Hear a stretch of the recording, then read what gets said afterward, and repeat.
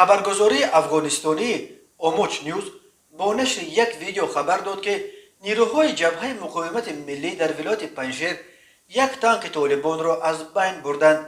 این خبرگزاری میگوید که این ماشین زیر پوش در نتیجه حمله چریکی از بین برده شد. در ویدیو که نشر شده است دیده می شود که یک تانک در درون دره چپه شده است.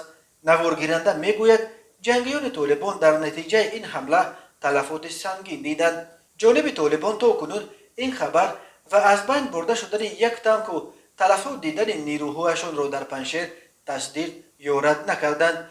این ویدیو در حال نشر شد که چند هفته باز درباره زد و خوردها بین نیروهای طالبان و جبهه مقاومت در پنجشیر و اطراف آن تقریبا هیچ خبر نوی به دست نمی رسید.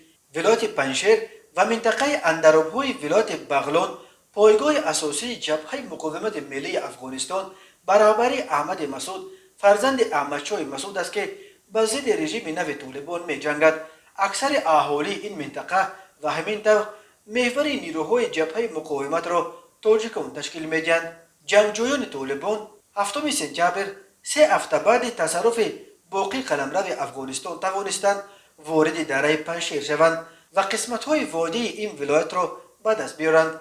ولی جبهه مقاومت میگوید نظارت 23 دره کوهستانی پنجشیر و قسمت‌های بزرگی از اندراب‌ها را تحت نظارت خود حفظ کرده است.